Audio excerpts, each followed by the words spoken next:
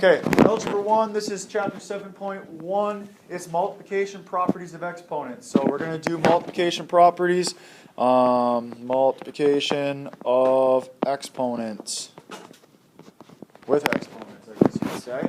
So the first thing that we want to talk about is, what is a monomial?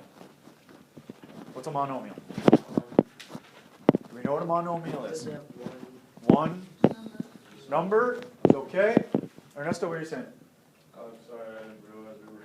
One solution. Not one solution. It is one. It's one number. It can be one number, but we're actually going to call it as one term.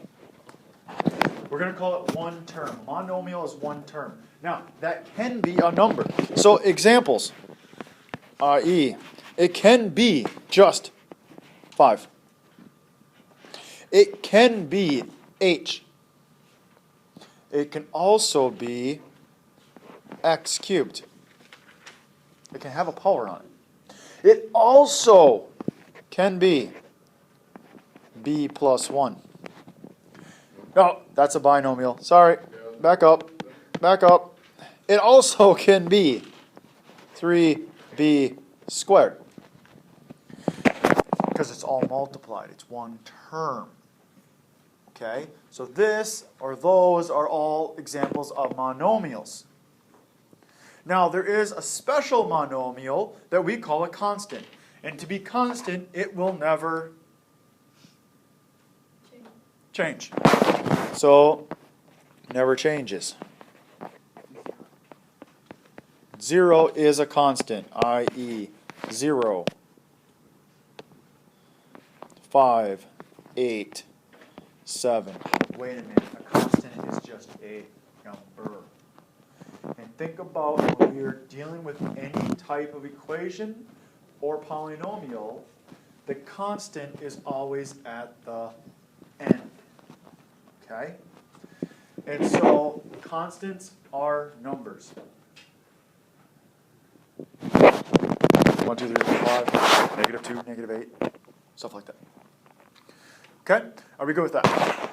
So let's actually go into the actual exponent properties. The first exponent property we're going to talk about is product of powers. The product of powers is actually trying to put exponents together.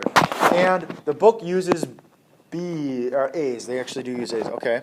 So a to the m times a to the n. If I have the product of two powers, powers are things with exponents. So a to the m is a power. A to the n is a power, where a is the base, right, of each one, and m and n are both exponents. It says that if I multiply things with the same base, what can I do with my exponents?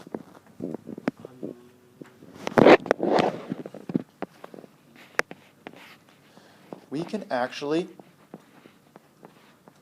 add them. And so, let's give some examples here.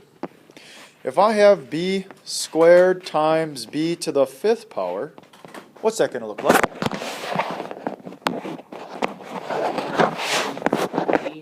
And then on the top would be z plus. That's a 2. Z's will have handlebars, guys. Plus 2 and 5. This is a so z. 7. Okay. 7. I like what Dave was saying. He's told us to work, but then at the answer, he just answered it. So I would like to see, at least in the beginning couple or few, that you show me that you are adding your exponents, which then results in b to the 7th. You just did power of product of powers. Okay? So let's do another one. Let's just kick it up a notch and do something like c to the h times c to the m. It doesn't matter if they're numbers or if they're variables. What's this one going to be? Yeah, c to the h plus m. It doesn't matter as long as the bases are the same. If you're multiplying your bases, you add exponents. Notice the base doesn't get doubled. The base doesn't change. It stays constant.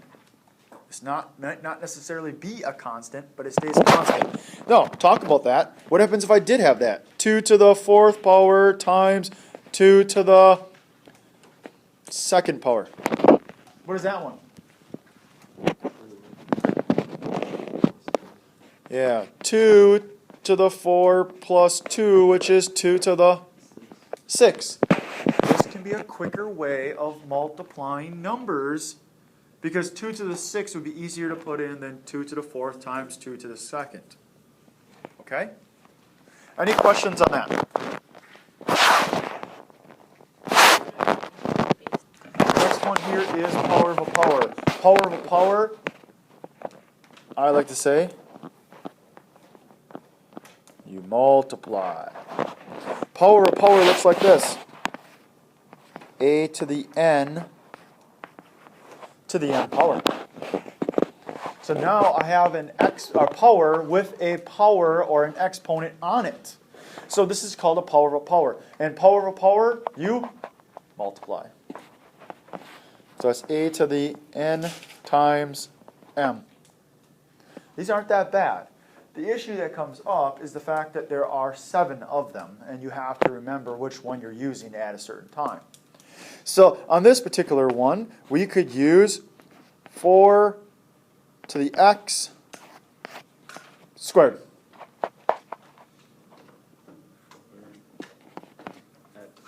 So it just becomes 4 to the x times 2, which we'll put them in order.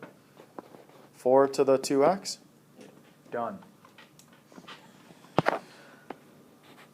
What if I had something like h to the 4th to the 3rd power?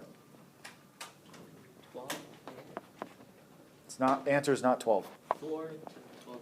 That's not 4. I'm sorry, It'd be h to the 4 times 3, which is h to the 12. Get the idea? Again, the base does not change. Power of a product. A product means multiplication. So now you're bringing an exponent on things that are already multiplied. Okay? So, what does it look like? It looks like a times b to the m power.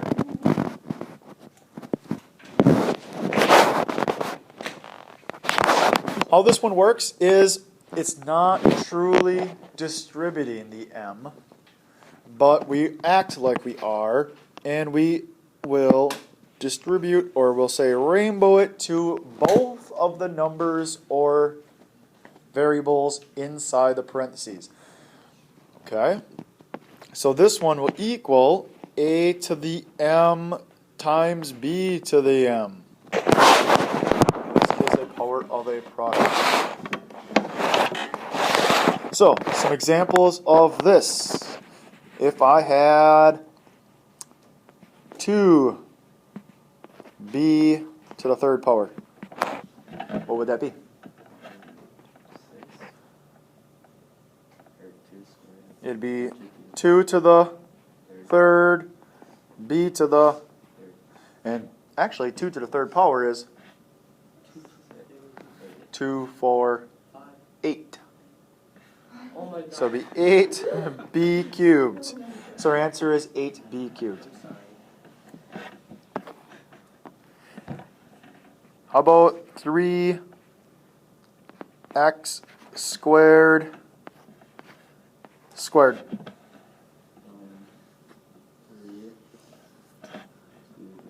So it'd be distributing it in, it'd be 3 squared, and then x to the 4th. How do we get x to the 4th? Yeah, you got to multiply to the exponent. That's a power of a power then, right? So therefore, this 2, when it goes to here, it goes to the 3. But when it goes to the 2, it's 2 times 2, which is x to the 4th. And, of course, 3 squared is 9. 2y squared x to the 4th squared. Oh my gosh, guys, I just put 3 things inside this set of parentheses. Does it matter? Not at all. You just need to know that you need to rainbow to all of the pieces. So that becomes 2 squared y to the 4, x to the 6, 8th. Or 4y to the 4th, x to the 8th. It's not so bad, right? Okay, so now we're going to put several of these things together. I've got sets of parentheses with exponents on the outside.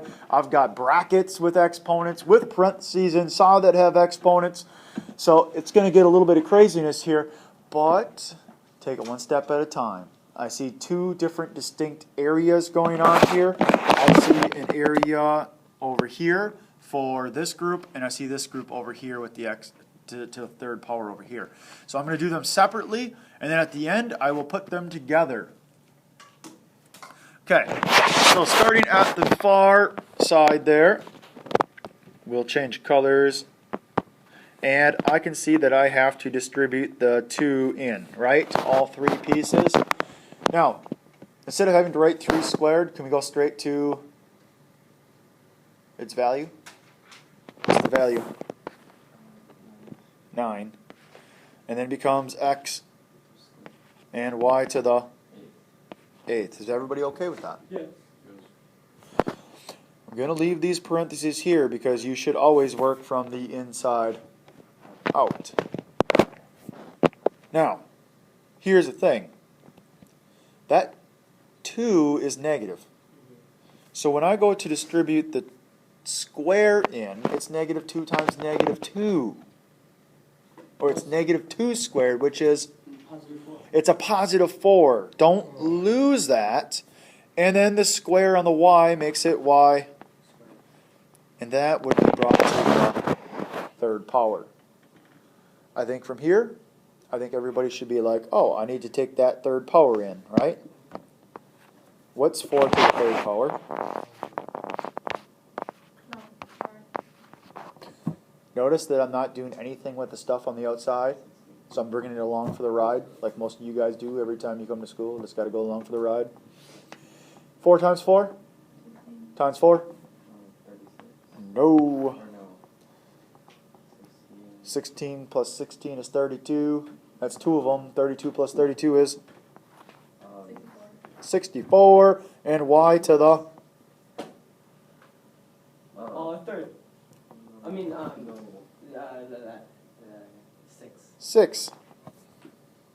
We're almost done. We need to start putting numbers together. Remember, these are all multiplied now. So technically, I can take the 9 and 64 and multiply them together. What is 9 times 64? It's a big number. 576. 576.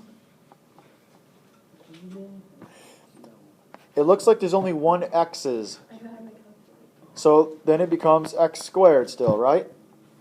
But do you guys recognize that the y's, there are 2 y's? That's y to the 8th times y to the 6th. What would that mean? It'd be y to the... No, we're not multiplying. You're multiplying their bases. They're the same, so you That would be add 14. 14. That, ladies and gentlemen, is your answer.